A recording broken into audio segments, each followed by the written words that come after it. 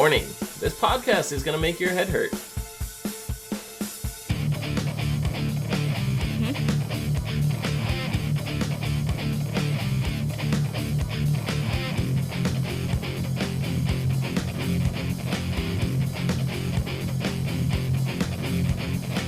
What's up, everyone, and welcome to the As Seen on TV podcast for Westworld, Season 1, Episode 4, Dissonance Theory? Dissonance Theory. Dissonance Theory. That does not look like dissonance. Did we spell that wrong? Maybe. You spelled it wrong. Okay. Oh. Good. So, I'm your host, Dom. With me we have John, Mike, and Nikki. Mm-hmm. We're all here. I blame Nikki for all the spelling. Okay. This podcast may make your head hurt, as if we didn't make your head hurt last week. Oh, no. No, there's way more head hurting this episode. You don't know. No, you don't know. You think you know. You have no idea. You don't know. So, before we even get into this episode, we're gonna go back to episode 2. Do you guys remember? Okay. Do you guys remember what my theory was for episode 2? Not Nikki, because I've already talked to her about this. Okay. Zip. What your theory was for episode 2? God, I had Specifically involving William. Specifically last week's episode so overtook my mind. I don't remember anything we talked about before that, except that the painted black orchestral version was amazing. That was episode 1. I know that was episode 1, but I can't remember anything before episode 3 right now because it's where my head is. You drawing a blank as well, John? I don't remember. Okay. What was your specific theory about William? Remember how I said, to me, it felt like William was a flashback story? Yes, it is. That's right. It is a flashback story. And William is the man in black. I'm just telling you that right now. I'm blowing your mind. William is the man in black. And this is how I'm going to prove it to you. Every time you see William, it's being cut to make it appear as if it's happening concurrent to the story. Right? But it's not. It is showing you flashback scenes. And my proof is, I went back very, very carefully and started looking over different scenes, right? So we have this right here. All right, this is the, what's her name? Clementine. Okay. Notice her dress. Sure. Yes. Right? It's kind of hiked up. Yeah. This is her present day. Anytime you see her in a flashback, here's her dress. Full length to the ground. Not hiked up at all. Completely separate dress. Back to the original picture.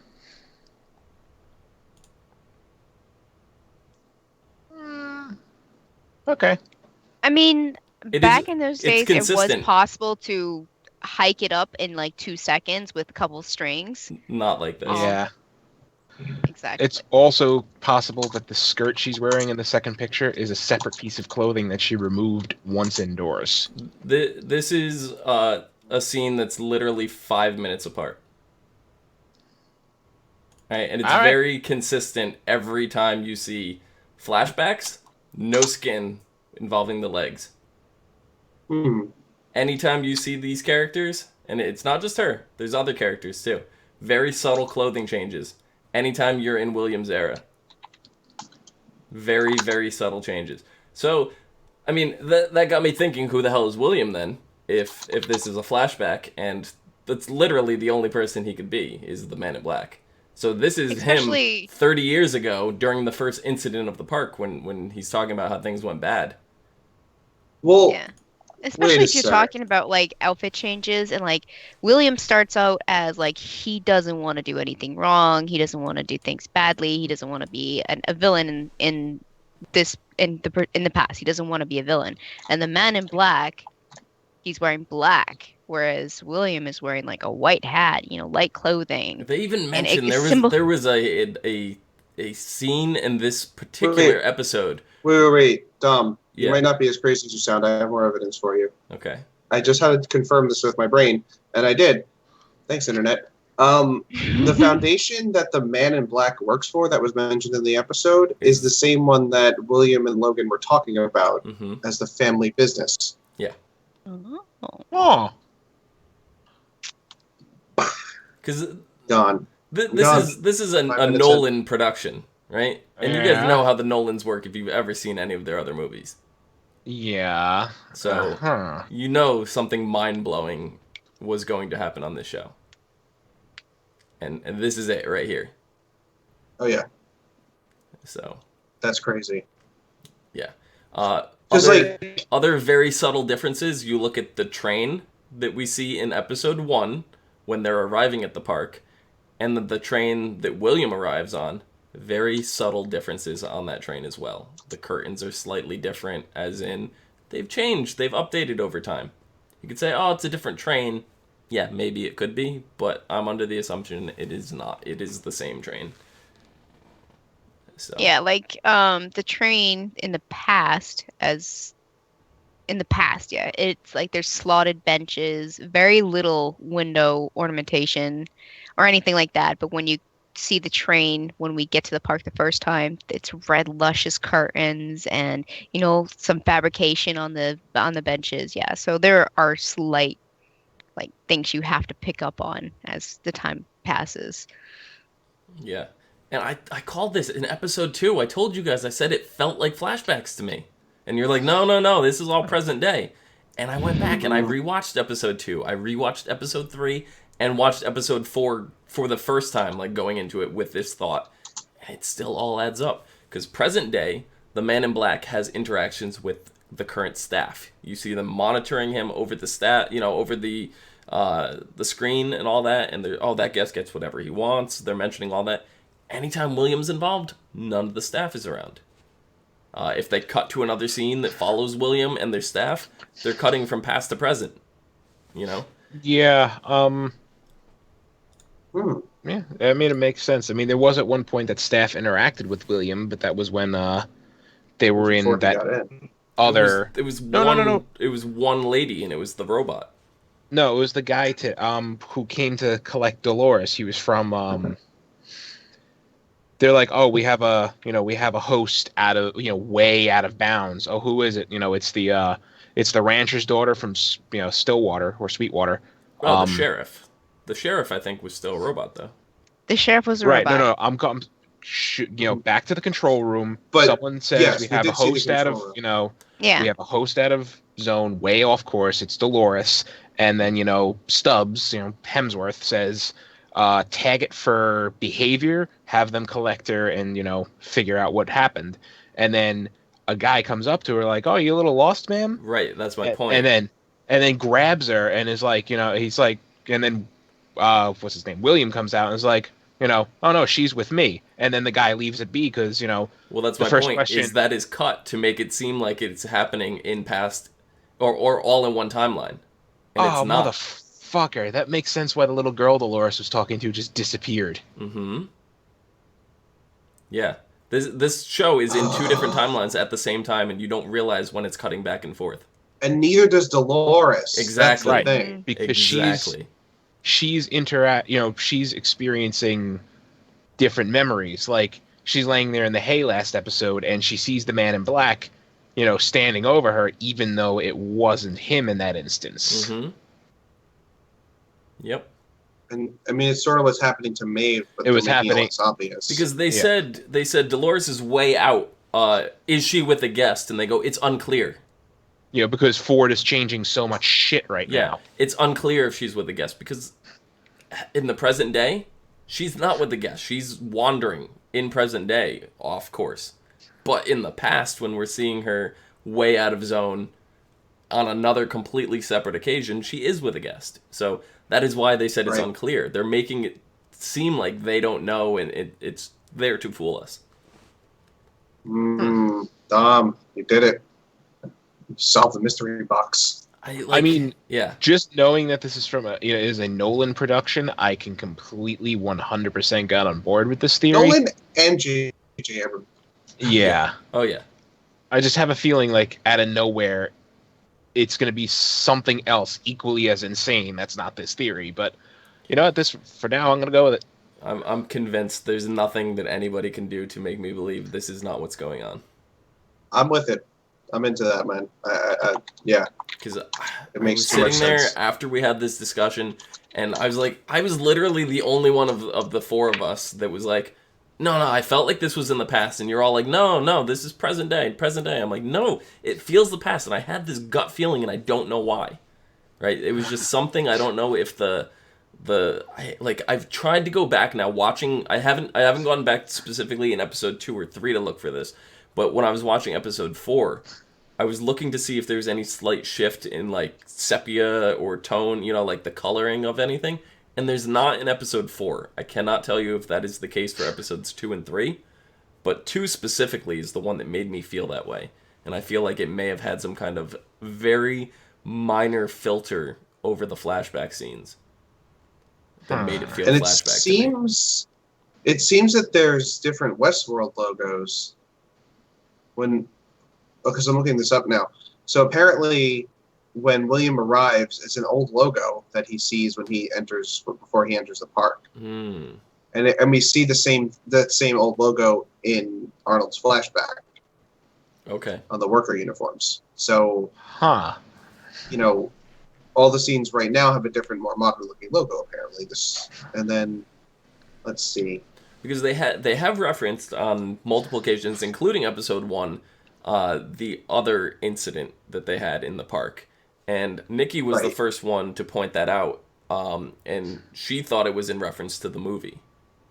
And if this theory here is correct, and they're showing the 2 timelines, that's not, the movie is not canon to this at all. No. Right. So, yeah. And it says that even another thing is that Maeve isn't in the brothel yet when William's there. She's not even around. It's only Clementine. And see, you know what? I attributed that because the first time we saw William in the brothel with Clementine, Maeve was, having her whole awake in the real world, running around getting repaired sequence. So that's what I attributed that to. Reason. Yeah. I mean, they played the bait and switch with you there. They make you think that, Maeve isn't there because she's out being repaired because she was starting to show aberrant behavior or whatever.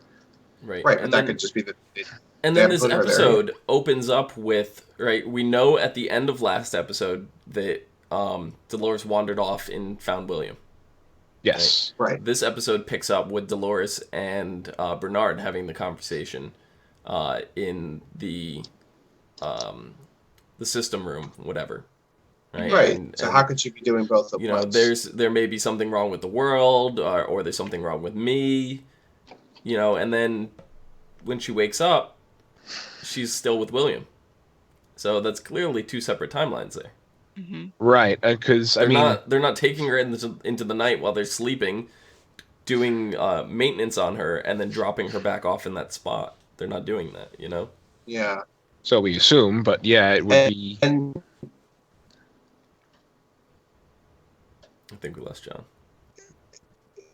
Yes, no. Mike too. No, I'm kidding. I'm fucking with you. Seriously. I had something to throw at you right now. Yes. I really wanted to hear John's point, so that's why I was just saying perfectly still, come on, snap back in. He seemed like he had something really interesting he was about to jump into, so. Mm-hmm. But it's crazy, and if you get the opportunity now to go back, because William was not in episode 1. He didn't come until episode 2. So if you have a chance to go back now and rewatch episodes 2 and 3, by all means, do that. Oh, hi. Hi.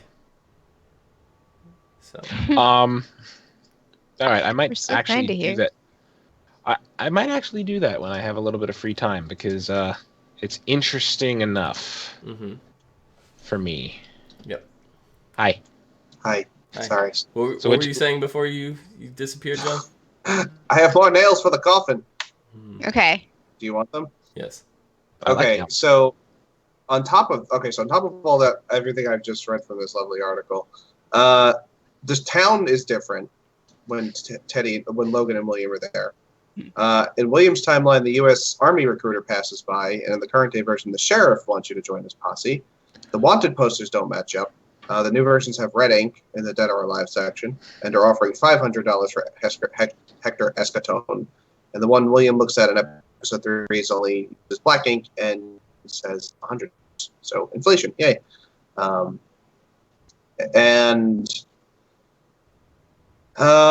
Let's see. Apparently, I guess we're going to talk about Lawrence real quick. The guy that the Man in Black. Yeah. The Man in Black is taken. Man in Black said he'd known him for years and he knew he had a family.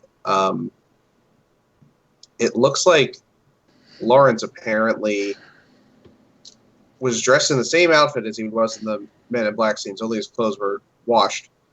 And he's hanging out. He was with Dolores and Williams, it seems. It might be. I think it's a screen grab from. Oh no, this is from episode 2. Okay. In like the weeks ahead, the little weeks ahead blurb they had. If you look at 27 seconds in, there's a picture of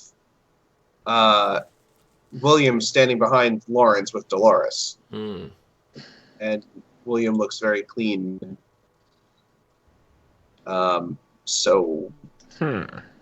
Shit. Yeah. I had a gut feeling. If you need more, I mean, and then they go into the photo and stuff like,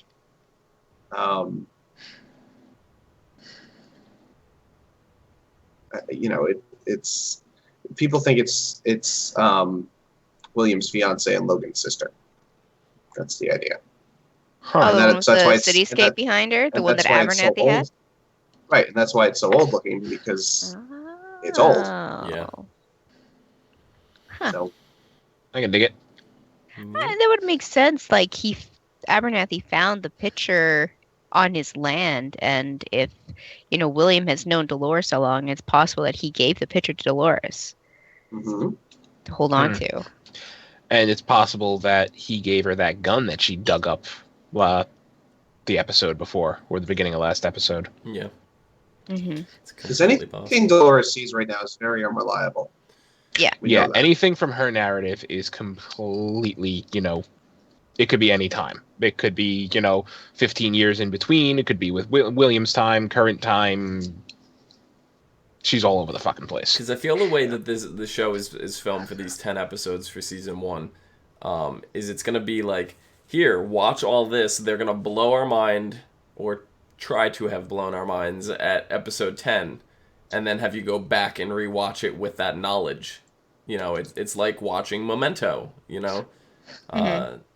where, what you knew at the beginning of the movie changes the end, and, what you know at the end changes the beginning, and, I've only ever seen that once. Cleo in chat says there were nods to Memento in this episode, so. Yeah. So here's the question. Is Ford's big project current time or back in Williams' time? Current time. I want to say current time because of Teresa and Bernard. Yeah. Yeah. His project is current time because he's interacting with the current staff. So. True. All right, yeah.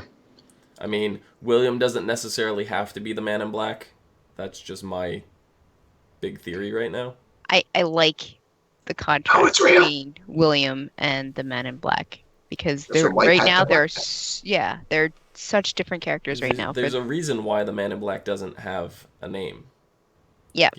Yep. And that's going to be the bombshell reveal when we do get it. But his buddy back in the past had said something about why can't you just go Black Cap for a little while? He mentioned something along that because he was being too much of the goody two-shoes.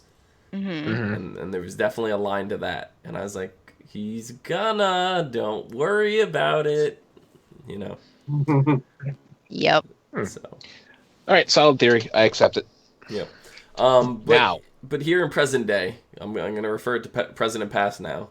Present day, we have the Man in Black still looking for the maze, which, mind you, also in present day. Or no, it wouldn't be present day. Would it? Yeah, present day, Dolores is getting information from Bernard about the maze as well. Bernard, directs her like, it's a game. Go find it. Go do it. Your goal is to find the center of it, and you can be free. I don't know. So is that his motive? I don't know what that means. To prove that she can pass as human and then let her be a human. I don't know. I don't get it. Maybe it's that's their thing. Maybe the maze is designed for their robots to, if one of them solves it, it's because they've become fully self-aware and all that shit. No, it's got to be more than that, because the way the Man in Black is looking for it, it's like there's like freaking a treasure trove in there, like I think it's dragon just the mystery that's eating at him. Like he found out a little bit about it, and now like the way I was thinking of it now, before Bernard had revealed information that he knew about it, I thought it was like something that was secretly programmed by Arnold. Arnold, yeah. Still could be the case. But if it's secretly programmed by Arnold and the staff has information of it, it's not as super secretive as I thought it was, I mean, Arnold's been gone for a while. Well, yeah. And there's obviously been like dots to connect to come to certain conclusions that he has done something secretly. So, and to call it the maze, a maze is a game. Yeah. Has been for decades. Millennium. Yeah. A very, very long time. So, I mean, it could just be a code name among the people. Yeah. But the information that we had about the head of the snake and all that really led up to some clues this episode where Man in Black, aka William, finds this girl. Hector's blonde accomplice. Yeah. Mm-hmm. She's Which got a snake tattoo across her. When she doesn't have it, when we go back to the Maeve scene with Hector, like when they like, oh, just, get rid of them because there's a whole group of other travelers coming in. She doesn't have it when she gets shot, when they, come into the bar and whatever. Mm-hmm. So that's obviously in the past. Yeah. She was saying that she got the tattoo when she was 7 or 8, which clearly is not the case, but that's what she's programmed to think. Yeah. And these masked men with the devil's horns came in and killed everyone, and she's been seeking their revenge, killing them one by one, and filling in the snake with the blood, their blood to fill in her tattoos. And the last man left is Wyatt. Yep. So apparently Wyatt's got information to the maze. And that's kind of what we saw last episode with Teddy's little romp in the woods with the whatever the fuck those horde demon things were. Mm-hmm. Mm-hmm. She pretty much describes the same thing. So, you know what? She describes the same thing, right? Like, the horned whatever comes out of the woods and all that stuff. Now, that's like Wyatt's the head of that group, we can assume, right? Mm-hmm. Yeah. Wyatt was just introduced to Teddy last episode by Ford. Like, as part of seeing Ford's big, huge narrative. Mm-hmm. So now, if this is the present day with, I'm getting a little conspiracy here. If this is the present day with the Man in Black, talking to her about this, she already knows about Wyatt. Like, it wasn't just a fresh thing introduced to her. Like, so this big part of Ford's narrative that he just introduced to another robot is already known to her. So he could have put a lot of narrative in her head to think that this has been going on for years. Yeah, true. You're right. It's a program. Yeah. But I mean, I think it's still to go with that a little bit though. Could he have been doing that to kind of help lead the Man in Black to the maze? Like, does he want him to find it? Like, is that why he's generating this narrative? Like, yeah, it's very probable. Because he was so creepy in this episode, man. He really was. Well, to be fair, Anthony Hopkins is kind of creepy. I mean, ever since he Clarice. I mean, he's been super creepy. Okay, I mean, you're not wrong. But yeah. I don't know. But Amanda especially seems worried about his narrative. Right? She seems more concerned with it than necessarily the board that she's been talking about. Mm-hmm. Right. And when she goes to meet him, Ford shows her the power that he still controls over this place. Like, he froze everybody around them by just pointing his finger. Yeah. Like, and not even everybody, like, in his, like, everybody within, visual range. Mm-hmm. All the workers in the field, the guy pouring the wine. You know, it was crazy. And then just the whole creepy, like, you know, we know everything. Like, you know, when she says, this was the table I ate at, this was the chair I sat in, like when she was a little girl and came there. Mm-hmm. And, you know, it's like, we know everything about our guests. Like, we know everything about our employees. Like, the fact that you're fucking my lead programmer. Yeah. Knew everything. Which is a problem. Mm-hmm. And, you know, he went in on how Arnold lost his perspective and, you know, all this stuff, and that he has not. And, he's basically showing all the power he still has over everything. And he's just like, and I'm going to ask nicely, please don't get in my way. And it was basically a threat. Mm-hmm. Yeah, as the giant... You know, it was basically a threat, right? And then, you know, you got... he says to the one waiter, like, oh, that won't be necessary. We're not going to need that anymore. Like, I didn't see what the waiter had in his hands, what he was doing, right? It looked like he had a really big towel. So then, you know, you can join the others. He goes, turns, and all the others are leaving the field and everything as the giant mining machine of doom is just coming towards the restaurant. I have this strange feeling that if Teresa really disagreed with him, he was going to kill her. I'm not. Is that her name, Teresa, or no? Amanda? I thought Amanda was the girl that went and took after the stray. Yeah, that's Elsie. That's Elsie or Elise or something like that. I'm all confused. That's Stubbs. Ashley. That was the lady with Stubbs, right? Yeah. Teresa's. Oh, Ashley. Yeah. Yeah. I don't know why I was calling her Amanda. Yeah, Teresa is the one that was talking to.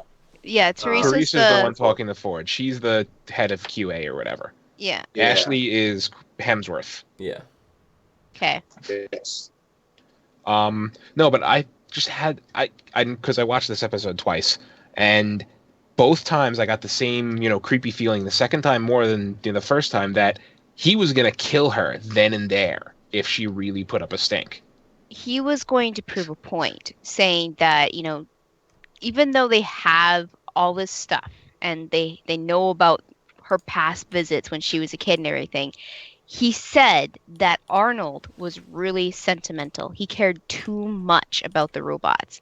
And when that was happening, I got the impression that he's like, I'm not sentimental. And then all the claws start coming in towards the restaurant, like, he's like, I'm ready to just bulldoze this place. I really don't give a shit. I want my ideas to work. Ready to bulldoze the place. He's in the process of bulldozing it. Who are you kidding? They're still in the building when the giant bulldozer comes. Bulldozer wood chipper machine thing. He was trying to prove a point to Teresa that he has the power to do anything he wants. And if that means destroying some old parts of the park to do whatever he wants, he's going to do it.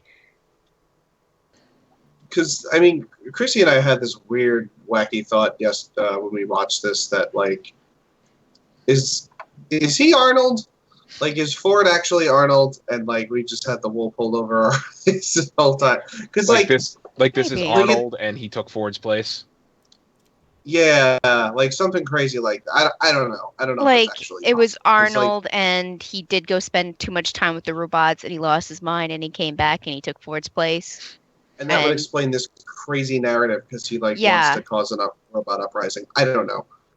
I mean, we don't even know what his narrative actually is yet. No, exactly. I mean, the maze could just be the highest level of, you know, what is it, a Turing test they call, where you can't distinguish a robot from a human?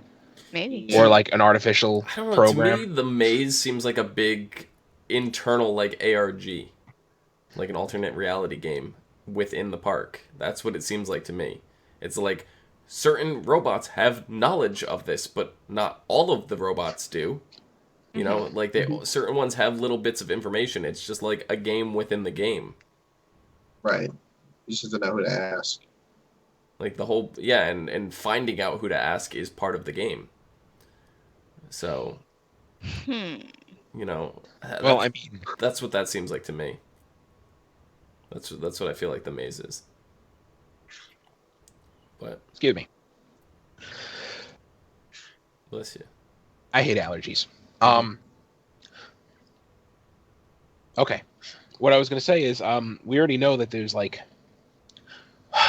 things for the guests to discover, like that are hidden and shit. Because when William, you know, they're on their little bounty hunt. They got that one guy captured from the the small saloon or whatever. And the guy says, you know, my boss, what's his name, will pay you twice as much as this deputy. And then, you know, what's his name, Logan, his partner?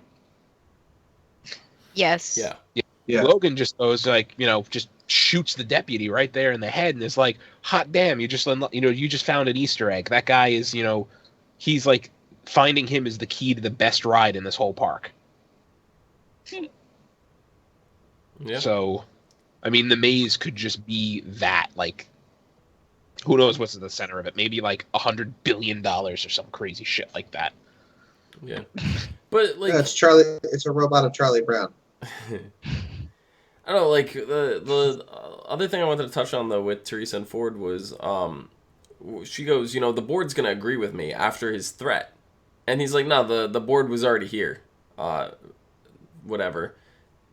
But I think he was bluffing too, because he goes after he's like, tell them it'll be completed on time, and it's not gonna be a retrospective as everybody feared. I'm not the sentimental type, and that's when the bulldozer comes in to tear the place down. So, what is the narrative exactly? We don't know. We don't know, and I mean, yeah. So he was kind of ominous with that. You know, oh, the board will send a representative. He's like, they're already here.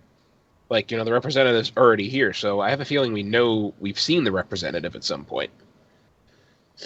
The rep's probably in the park, fucking around. Maybe it's Logan. Maybe.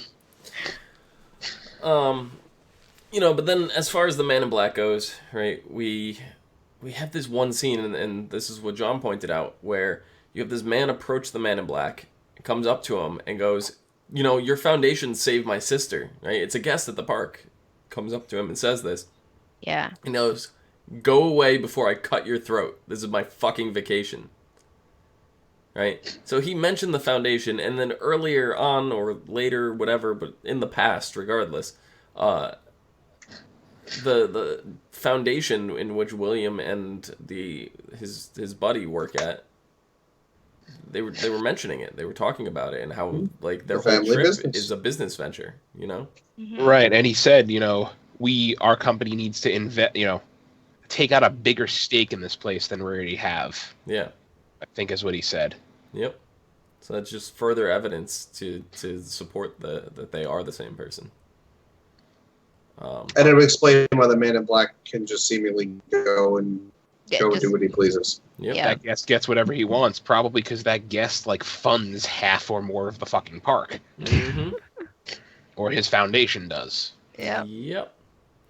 But then you know, we deal with the whole prison breakout with the exploding cigarette and all that, or cigar. Like, that was fantastic. I knew that's exactly what he was doing with those cigars, but the part that confused me was when they go, yeah, we have a request for 2 pyro effects, and then the guy looks at the computer and goes, approved. Like, they have to approve whether or not the cigarettes are going to explode? Like, how do they control that? I mean, they already have, we know they have advanced control over all the weapons in the park, because at one point during the, you know, the redo of the town shootout with Hector, which I love that scene again, but, you know, they say, they jam the guns. They say jam all their weapons. And then that all of a I can sudden, understand. That I can understand. So I imagine that any form of anything dangerous they have some kind of control over, including small bits of explosive that they let into the park. I can understand the jamming of guns. That makes sense to me. But for them to, like, because that could be mechanical, you know, like a wireless mechanical feature that they do something that's... But to control whether or not gunpowder becomes flammable, like... Who says it's gunpowder? Well, Who says it's yeah, dynamite? I mean, it's a cigar in the future. It could be be a remote detonator. It could have just been the door. Maybe the cigar was just, you know, to make them... I don't even know. Because, like, they could have had the door rigged, and then the cigar was just, you know, because to make us think that the cigar blew up. But it was really just the door. The other one blew up in that guy's mouth, and his head went everywhere. That guy's mouth. Like, obviously, but he was a robot. The exploding cigar is something provided by the park. This isn't something he just made up himself. Right. So there's probably some kind of fail-safe where they can deactivate it and make it that it doesn't explode. Yeah, if they're like throwing it at a guest. I mean, they don't want the guest to hurt. Yeah, it's probable that, you know, it's got some kind of electronic device or, you know, who the hell knows how it works? It's sci-fi. Yeah. That's what I'm saying. I cannot wrap my brain around how it actually works. Well, I mean, think of it like this. If it's a remote detonator, then they have the trigger, not the Man in Black. You know what I mean? Like, it could just be as simple as, like... He lit it, the fuse and everything like that for it to blow up. Whatever's in there, if it was deactivated, wouldn't explode. It would just be inert. Exactly. So by them activating it, you know, it'll mix another ingredient in that makes it go boom. Right.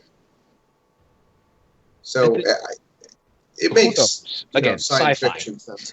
We don't know what year this is. This could be. We don't know what year this is. It could be 2050. It could be 2250. We don't fucking know. Yeah. Right. But you know what? I had a thought. Right. Remember how I mentioned, you know, the maze could be like the ultimate Turing test, like the ultimate. There's no way to tell if it's human or an android, right? Mm. Well, the park guest comes up to the Man in Black and says, "Your foundation saved my sister's." I'm gonna assume saved my sister's life. Yeah. Right. I've just been mulling this over for a couple minutes, and you know, this could be his obsession with finding the center of the maze because he has an inkling, an idea that that's what it is. It's the ultimate, you know. Like, he's trying to pioneer artificial life forms because his foundation has some kind of, you know, they save people. And, like, you know, an artificial body would be of a lot of interest to somebody who's, you know, focused on preserving human life or consciousness or whatever. This is true. So, perhaps the woman in the picture is not alive anymore. Right, exactly. He would be emotionally and, like, you know, professionally invested in making sure that this test is passed by an android. And like John said, maybe the woman in the picture is not alive anymore, and he somehow, let's say, has her brain stored and wants to put her into a robot body. Maybe they already did that, and that's what's up with Dolores. That's why she's making so many leaps and bounds over the other robots. I mean, they also said she's the oldest robot, so it's just, you know, again, she's had more time. Mm-hmm. Which makes sense because she's involved so much in the past. Yeah, she's literally all over the place. But during one of the maintenance sessions, when they're going over the robot that smashed his head in with the rock, you see Bernard and Teresa, when Bernard lets Teresa kind of take over the research of what went wrong with the thing. You have Bernard talking to his assistant, right? And she shows him the pictures of the carvings, right? And she mentions Orion's belt. He goes, It's not Orion's belt. Orion's belt has 3 stars, not 4. Well, yeah, he said it's not Orion, like the whole constellation. Yeah. He said Orion's belt. He said it's not Orion. Orion's belt has 3 stars. This one has 4. Gotcha. Okay. Right. Because the original constellation that Stubbs said, you know, it's Orion. Right. So, without looking through astronomy or anything to try to match this up, one scene did stick out to me in this particular episode when they did a very close-up shot of the moon, and the moon seemed to have this similar pattern embedded into the moon. So I feel like that is going to tie into the moon somehow. Whether or not this means future world or, you know, what it's hinting at, who knows?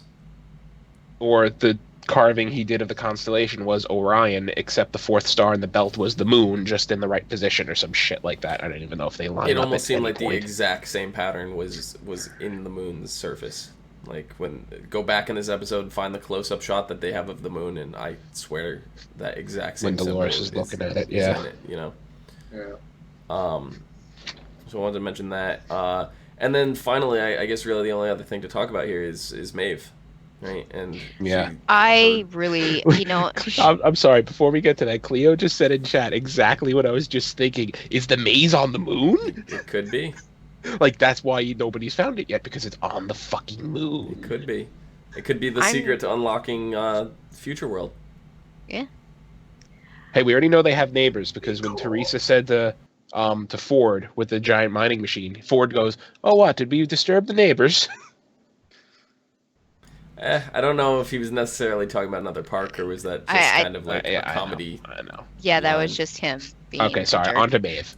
But yeah, Maeve's story is super interesting because I still want to know more about her past before she worked in the brothel, because we obviously know she wasn't always wearing that dress and saying those lines. Mm-hmm. Right. She was a mother, it seemed, in like a little homestead or a farmstead. And we have a flash of her getting shot by the man in black in her house. Yep. And then we also get a flash of the Shades, which are the technicians, saying... I call them... My term for them were the cleaners. Because, you know, they just seemed like they were all in, like, this fireproof, like, suit kind of thing. And they're going in and literally just cleaning up the park. They're taking the robots out. I was calling them the cleaners. That's how I referred to them. Up until they gave them the term the Shade, which is a man who walks between worlds.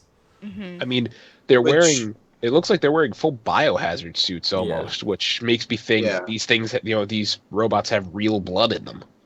I mean, we already know that there are diseases that get inside them, and, you know, Maeve had a disease in her a couple episodes ago. Yeah, one of those sexual kinds we don't like, and staph and things.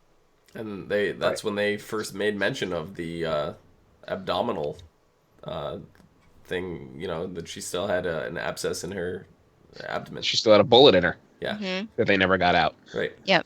So, what was I going to say? So I liked. I liked that they kind of bundled the Shades into like Native American lore. So like the hosts wouldn't like think too much on it. Like, well, what are they? It's like, oh, they're the things from the Native American story. Mm-hmm. Yeah. Like I think it was like kind of clever to like kind of tie it in for the host so they don't get too freaked out by it.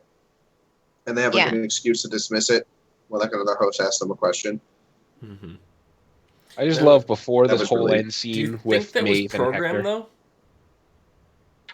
Not initially. For the Indians, the Native Americans, to have like this deity that they worshipped as one of, you know, the Shade, or do you think that this is something that's just naturally progressed over time as narratives have played out? I think this is a fix one of the programmers came up with. It wasn't initially in their programming, but they had to put it in so that they had cover.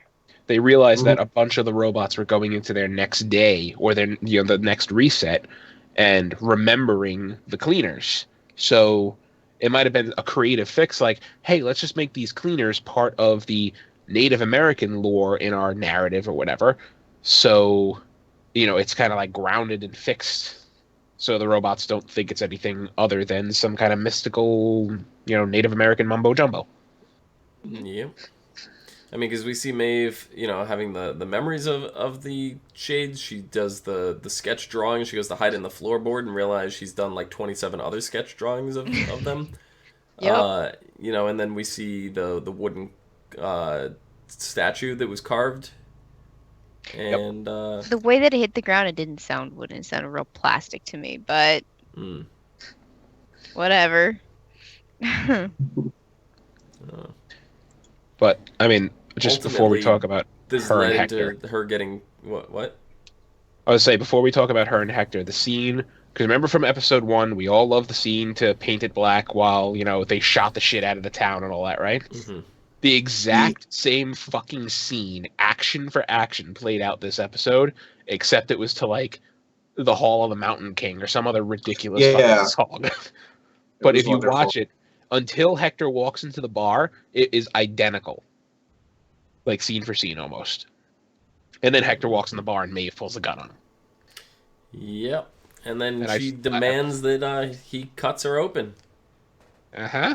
And he's like, nope. So she does it, but still has him pull the bullet out. And the bullet is there. So this is her realizing she's not crazy, but, you know, right. She's about to die, and it's going to get wiped, and how much of this is she going to remember? And to bring Hector in on it is actually kind of ingenious. I don't think she realized that what she was doing, like, would have, like, it would bleed over. But for Hector, the character he is, to know about this kind of leads into what's happening with the Man in Black in the future. Mm-hmm. Right, and if she brings, you know, their programmers are worried that this, you know, what happened with Abernathy, like, going crazy is contagious in some way. You know, Maeve just planted the seed in Hector's head. So if their programming is adaptive and all that stuff, then now Hector's going to probably start having these fucking flashbacks. And he's going to start putting shit together. And then the next robot he tells, and it's just going to chain react from there. Yeah. And, I mean, as, you know, far along as Dolores is and all that stuff, I have a feeling she won't be the first self-aware one. Yeah. She might not be. Yeah, so, I don't know. I think that's really about it for me for this episode, but I cannot stress go back and at least watch episodes 2, 3, and 4 again with this knowledge. And watch. I did. I went back and watched all of them. And it makes much, much more sense, the way that they're cutting and everything. And it's very easy to tell what is present day and what is past when you're paying attention like this. Like, they're telling us the story of the Man in Black without directly telling us, you know, that it's his story. Like, because he's the mysterious figure searching for the maze, he's been here for 30 years, blah, blah, blah, but they're showing us his first day, or his first week in the park. Yeah. Yeah. It's basically how he was born into the Man in Black. Like, this is the story of how he went in from a normal guy and is turning into this guy. Because, like, you really think about it, and it's like, why doesn't the Man in Black have a name? You know? And that's really the only reason right now, because it had to be somebody that's going to be a shock. They're not just going to be like, oh, we're not going to give him a name, and then they just drop a name at us later, and it's going to be like, okay, whatever. His name's Bob. his name is known. He's obviously a very high up, you know, public figure if he's recognized by just some random guy in the park. Like, you know, he's the head of a major, you know, let's say charity, company, whatever. So he has a name, obviously, and probably lots of people know it. Just for narrative convenience, they haven't, you know, said it out loud yet. Yep. And they're very careful about the way they're cutting everything, because you'll be watching one scene, it's got William, it's got Dolores in it, they'll cut to the next scene, and then they'll talk about Dolores going rogue, you know, and then how she's off her path, and is she with a guest? I don't know. And then they'll cut, and they'll be in the past again, you know, and it's just like, once you know what they're doing, it's very clear. So, yeah. Pulling the wool over our eyes. Fuck this show. Trying to. Once a week is terrible for shows like this. I wish this was a Netflix show so I could just fucking binge it right now. No, I don't. I like having the time to sit there and mill over an episode and sit there and look and pick it apart. You don't have the time to do that on Netflix because you're just like, nope, I want into the next show, into the next. You don't have the time to focus and study it. You know, like now, knowing this, going back now, you're going to go back and watch these with this information, right? And you're going to focus, and now you're really going to start paying attention to this show. If you have not before, you're really going to be focused on this show now, knowing what you know. Yeah, I guess. And to be fair about Netflix shows, they are typically action-based. So you can go from one to the next, and it can be seamless, and it doesn't matter if you binge it or not. With a show like this, you do need that time in between episodes to actually take in what fucking happened. Yeah. I mean, you could watch this on Netflix all at once, whatever, and then you're going to be like, oh my god, and they're gonna reveal it in episode 10, and then I gotta go back and watch this. You're still kind of gonna get that, but I just feel the time between is the time, that you have to sit there and talk with people and like gain the interest in the show, instead of just like Stranger Things, and you're like, hey, did you see that? No, I haven't seen it yet. Watch it, it's amazing. So it's only 8 episodes. Watch it, and then you're like, okay, and then and there's no time to talk and sit there and be like, so what do you think this? No, there's no time for that. It's done. Like, yeah, I gotcha. I don't know. So I want to know what happens. Of course. It's the only reason. Of course. So John, oh wait. We have to do synopsis. Next episode is Contrapasso. Dolores, William, and Logan reach Pariah, a town built on decadence and transgression, and are recruited for a dangerous mission. So, yeah. Interesting. But John, where can the people find you? You can find me exploding my own mind at No More on Twitter. Mike, where can the people find you? Doing similar things on Twitter at Thilladrin, right here. Nikki, where can the people find you? You can find me on Twitter at LadyVenom24, LadyYvenom24. I almost forgot how to spell it. This is the show, man. Too much mind blowing. This fucking show. Makes you forget basic. You can find me down below at Phenomenon, PHENOMEDOM. You can find us all and more on Facebook, Gmail, G+, Twitter, and right here on YouTube at /ASOTV podcast for some more podcasts for some of your favorite TV shows, games, and movies. Till next time, put your brains back into your heads. Yeah, good luck with that shit. I can't keep doing this every week.